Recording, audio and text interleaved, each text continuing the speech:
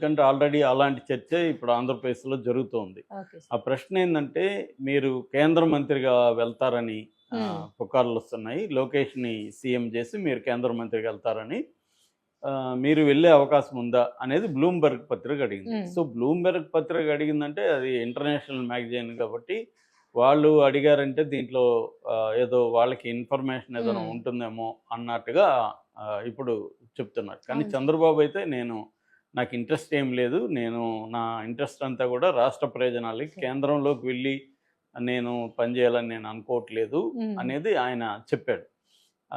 So, అలాగే ఆయన మీద వారసత్వానికి సంబంధించిన ప్రశ్న కూడా వచ్చింది హ్మ్. చంద్రబాబుకి. వారసత్వాన్ని గురించి ఆయన ఏం చెప్పాడంటే, వారసత్వం అనేది మనం అనుకుంటే వచ్చేదు.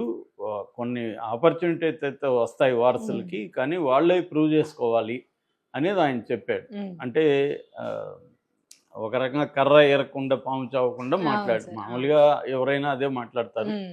వేరే వాళ్ళ విషయం వచ్చినప్పుడు వారసుల గురించి విమర్శించేవాళ్ళు కూడా తమ దగ్గరికి వచ్చేటప్పుడు ఇలాంటి హ్మ్. థియరీసే మాట్లాడతారు. హ్మ్.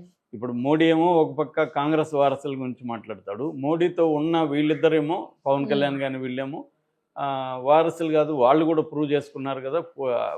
మన తమ్ముడు, అన్నగా పుట్టడమే నేరమా? వాళ్ళకి హ్మ్. అవకాశాలు ఉండవా? హ్మ్. అనేది మాట్లాడతారు.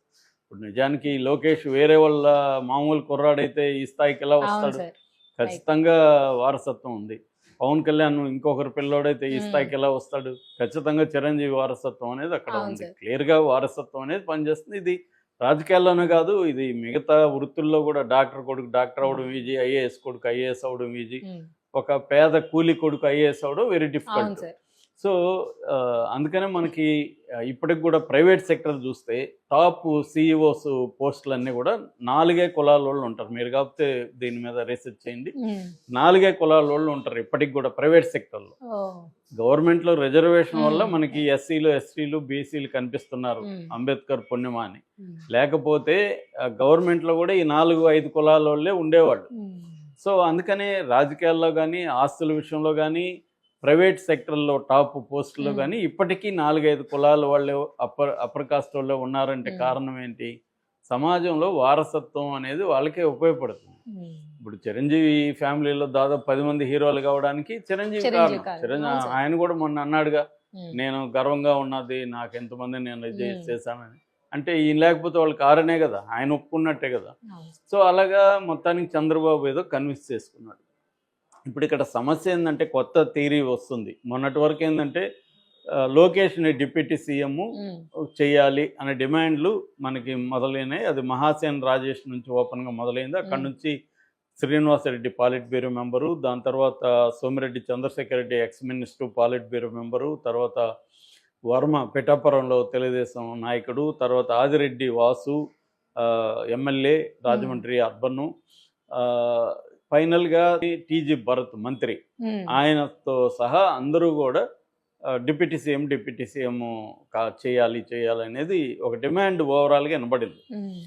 అయితే దీనికి కౌంటర్‌గా జనసేనోళ్ళు కూడా తీవ్రంగా మాట్లాడడం మొదలుపెట్టారు. డిప్యూటీ సీఎం చేయండి, మాకు అభ్యంతరం లేదు. కానీ మా వాడిని సీఎం చేయండి.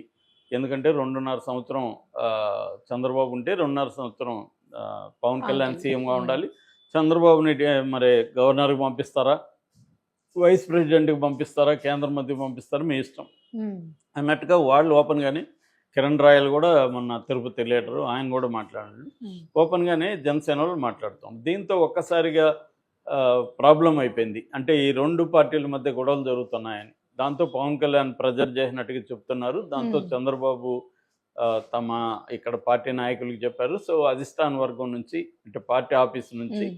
అందరికీ నోటీసులెళ్ళాయి. ఇక మీరు మాట్లాడొద్దండి అఫీషియల్‌గా దీని విషయం మీద అని. హ్మ్. అట్లాగే ఇటు పవన్ కళ్యాణ్ కూడా చెప్పడంతో జనసేన నుంచి కూడా అఫీషియల్‌గా అందరికి నోటీస్ ఈ హ్మ్. విషయం మీద డిస్కస్ చేద్దాం. అంటే అసలు ఇది ఎందుకు వచ్చింది? అవును అంటే సార్. వచ్చిందంటే దీని వెనక ఏదో ప్లాన్ ఊరికే రాదు గదా! హ్మ్. మామూలుగా రాజకీయాల్లో ఏందంటే ఫీలర్స్ అంటారు. కొన్ని హ్మ్. ఫీలర్స్ పంపిస్తారు జనంలోకి. హ్మ్. అంటే ఒక ట్రైలేస్తారు. సీఎం డిప్యూటీ ఓహ్! సీఎంగా లోకేష్ అంటే రెస్పాన్స్ ఎలా ఉంది ఓకే సార్. అనేది హ్మ్. చూస్తారు. హ్మ్. అలాగే ఏమన్నా చంద్రబాబు దీన్ని ప్లాన్ చేసి చేసాడా? ఎందుకంటే గత కొంతకాలంగా 8 నెలలు అవుతుంది దాదాపు. 8 నెలలుగా పవన్ కళ్యాణ్ ఏం చేస్తున్నాడంటే ఈ ప్రభుత్వాన్ని ఇరుకున పెట్టే విధంగా చంద్రబాబుకి, లోకేష్‌కి తలనొప్పి కలిగించే విధంగా పవన్ కళ్యాణ్ బిహేవ్ చేయడం మొదలుపెట్టాడు. అంటే పవన్ కళ్యాణ్ ఉద్దేశం వీళ్ళకి తలనొప్పులు క్రియేట్ చేయాలని కాదు. పవన్ కళ్యాణ్ ఉద్దేశం ఒక దెబ్బకి రెండు పెట్టల్లాగా, ఒకటేమో జగన్ ప్రతిపక్ష నాయకుడు కాకుండా తానే ప్రతిపక్షంగా బిహేవ్ చేయడం. అది యాక్చువల్గా గెలిచినప్పుడే పవన్ కళ్యాణ్ చెప్పాడు. ఎందుకంటే జగన్ని ప్రతిపక్ష నాయకుడిగా స్పేస్ ఇస్తే జగన్కి మళ్ళీ బలం పెరిగే అవకాశం ఉంది. పవన్ కళ్యాణ్కి అది ఇష్టం లేదు. జగన్ పెరిగితే తను ఇబ్బంది. అందుకని జగన్ ప్లేస్లో తను ఉండాలి. అంటే తన బలం, ఓన్ బలం పెంచుకోవాలనేది పవన్కు ఉన్న లక్ష్యం. పవన్ లక్ష్యం ఏంటి? తను సీఎం కావాలని. అంతేగాని చంద్రబాబు కొడుకు, చంద్రబాబు మనవాళ్ళని సీఎం చేయాలని పవన్కి ఎందుకు ఉంటుంది? చంద్రబాబుని సీఎం వరకు ఒప్పుకుంటాడు పవన్. అది కూడా ఎప్పుడు తనకు అవసరం కాబట్టి. యాక్చువల్గా ఎన్నికల ముందే 50% కూడా, అంటే 2.5 సంవత్సరం పవన్, 2.5 సంవత్సరం చంద్రబాబు అనేది కూడా వచ్చింది. అప్పుడు కూడా పవన్ ఏం చెప్పాడు? మనం అలా డిమాండ్ చేయాలంటే మనకు 30 సీట్లు రావాలి కదా అన్నాడు. అంటే ఆయనకు కూడా ఆ ఉద్దేశం ఉంది. ఎట్లా కుమారస్వామి ఎగ్జాంపుల్ ఉంది. కుమారస్వామి 30 సీట్లు వస్తే అతను 2.5 సంవత్సరం సీఎం కాగలిగాడు. కొన్ని ప్రత్యేక కండిషన్లు